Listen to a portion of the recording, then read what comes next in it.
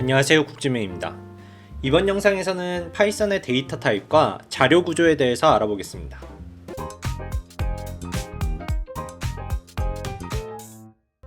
오늘 작업할 에피소드 4 파일 파이썬 하나 추가를 해주겠습니다. 에피소드 04 언더바 데이터 타입 언더바 스트럭처에서 파일 하나 만들어주겠습니다. 기세 추가할 거냐 애드 해주시고. 자, 먼저 데이터 타입부터 보겠습니다. 가장 처음으로는 정수입니다. 소수점이 없는 숫자를 정수라고 합니다. 예를 들어서 age라는 변수 하나를 만들어주고, 그리고 대입 연산자 등호 하나 해주고 20을 넣어줍니다.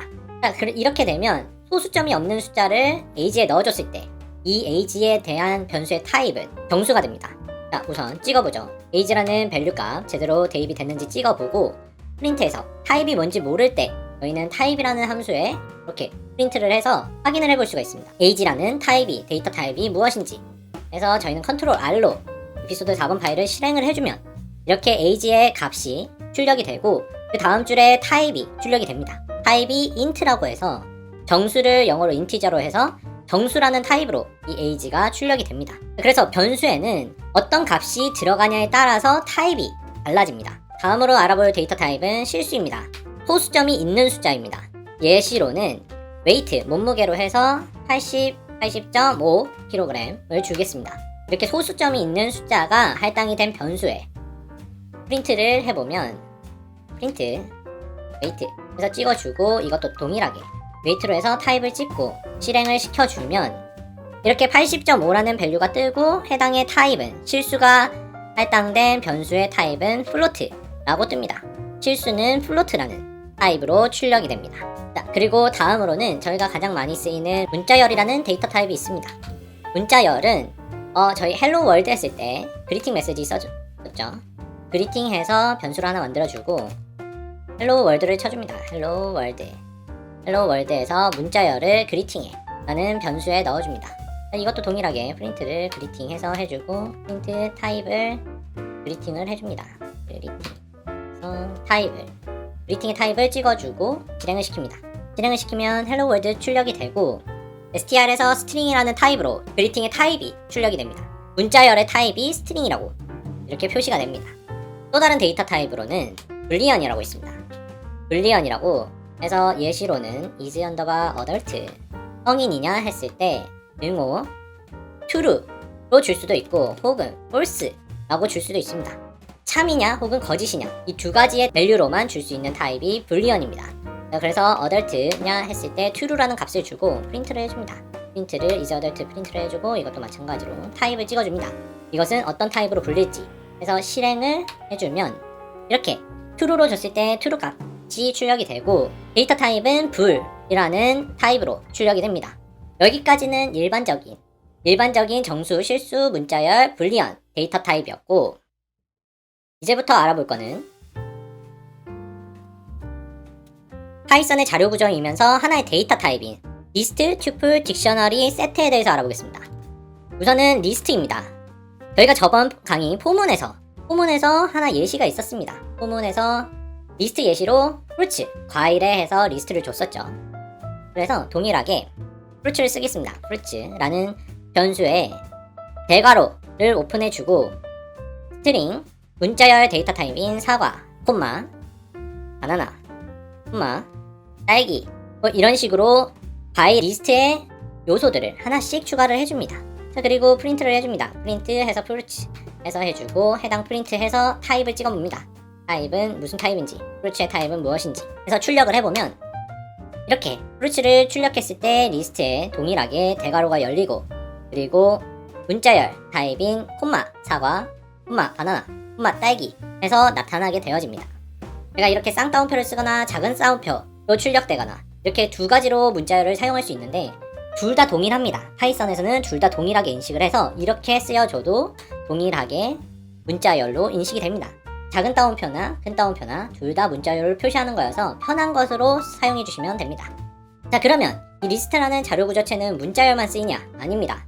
1번, 2번, 그리고 문자열 이렇게도 사용이 될 수가 있습니다. 자, 이것을 실행시켜 보면 이런 식으로 해서 다르게 저장이 될 수도 있습니다. 자유롭게 추가가 되고 저장이 될 수 있는 그런 자료 구조입니다. 그래서 리스트는 가장 편하게 많이 쓰는 자료 구조이고 여러 요소들을 저장해 줄 때 그럴 때 많이 사용이 됩니다. 우선 어떤 자료 구조를 사용해야 될지 모르겠다 하면 리스트를 우선 사용하시다가 추후에 변경을 하셔도 상관이 없습니다. 그 다음 자료 구조는 튜플입니다. 튜플은 한번 값이 초기화에 설정이 되어지면 한번 값이 예를 들어서 로케이션이라는 값을 위도해서 37점 이렇게 주고 그리고 위도 경도에서 126점 이렇게 줍시다. 위도 경도에서 이런 특정 값이 있으면 해당 지역의 특정 값은 절대 변하지 않는 그런 데이터가 있다고 하면 튜플로 쓰면 됩니다. 튜플은 이렇게 소괄호를 열어주고 사용을 하면 됩니다. 그래서 프린트를 해주면 로케이션 그래서 프린트를 해주면 튜플 형태로 나올 거고 프린트 타입을 해주면 프린트 타입 해서 로케이션을 해주고 실행을 시켜주면 이렇게 튜플 형태로 해당 밸류가 출력이 되고 튜플이라는 자료구조 타입으로 데이터 타입으로 이렇게 출력이 됩니다. 튜플은 원주율은 변하지가 않죠. 그런 원주율 값이나 무슨 기념일이나 이렇게 그런 변하지 않는 데이터들에 저장을 할 때 튜플을 사용해 주시면 됩니다. 다음은 딕셔너리입니다. 저희가 저번 시간 포문에서 봤었죠.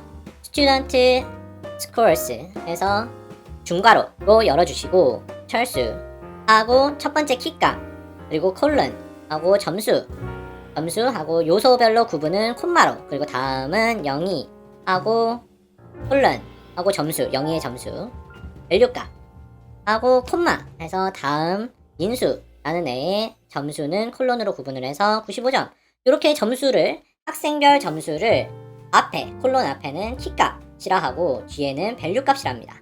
이것이 하나의 딕셔너리 요소가 되고 그 각각의 요소들은 콤마로 구분이 되어집니다. 그리고 딕셔너리는 중괄호를 사용해서 자료 구조를 저장합니다. 그래서 프린트로 student underbar scores 찍어주고 타입으로 데이터 타입을 확인을 해보면 student scores 해서 데이터 타입을 확인을 해보면 딕셔너리라고 나옵니다. 딕셔너리를 간추려서 딕트라고 해서 딕셔너리 구조체다 데이터 타입이라고 나오고 딕셔너리의 밸류 값이 출력이 됩니다. 이 자료 구조는 어떤 키 값이 있고 그 키 값에 특정 밸류가 있을 때 같이 묶어서 사용을 할 때 이 자료 구조를 씁니다. 예를 들어서 학생이 막 100명이 있고 그 어떤 특정 학생의 점수를 알고 싶다. 근데 어떤 특정 학생의 이름은 나는 알고 있는데 해당 학생의 점수는 모르겠다 하면 이런 딕셔너리 구조는 키 값을 알았을 때 그 밸류 값을 find에서 빠르게 찾아서 사용을 할 수 있고 해당 키 값과 밸류 값의 데이터를 같이 묶어서 저장해 줄 수 있다는 특징을 가지고 있습니다. 마지막 자료 구조는 세트입니다. 세트는 중복이 되지 않는 데이터들의 자료 구조가 필요할 때 세트를 사용하면 됩니다. 예를 들어서 colors-에서 등호하고 딕셔너리와 비슷하게 중괄호를 열어줍니다. 그리고 색상을 지정해줍니다. 레드 2번 써주고 만약에 블루가 있고 계속 추가를 해줍니다. 그린도 있고 마찬가지로 콤마로 이렇게 구분을 해줄 수 있고 옐로우도 있고 블랙도 있다고 칩시다. 블랙 이렇게 있다고 칩시다. 이렇게 여러 개가 블루를 하나 더 써주죠. 블루를 하나 더 써주고 이렇게 여러 개의 입력값들이 막 주어졌을 때 나는 여기서 중복된 값들을 빼고 몇 개의 종류의 색깔이 있는지만 알고 싶다 할 때 세트 구조체를 씁니다. 어떻게 쓰냐면 이것을 컬러를 프린트를 해보면 컬러를 먼저 타입 말고 프린트를 해보겠습니다. 프린트를 해보면 이렇게 중복돼서 레드가 2개 있고 블루도 2개가 있는데도 불구하고 각각 중복된 것을 무시하고 하나씩만 이렇게 동일한 거를 무시하고 하나씩만 출력을 해줍니다. 이게 세트의 자료 구조입니다. 그래서 프린트로 타입 컬러스를 해보면 이것은 세트라고 나와집니다. 세트의 데이터 타입이고 자료 구조이다.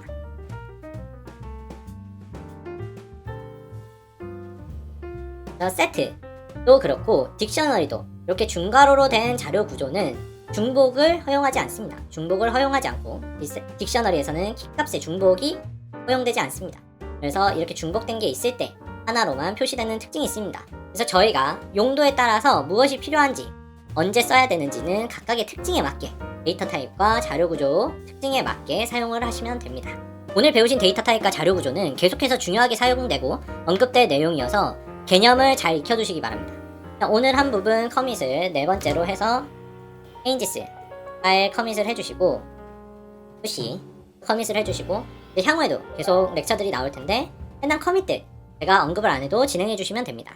자, 그럼 다음 영상에서 뵙겠습니다.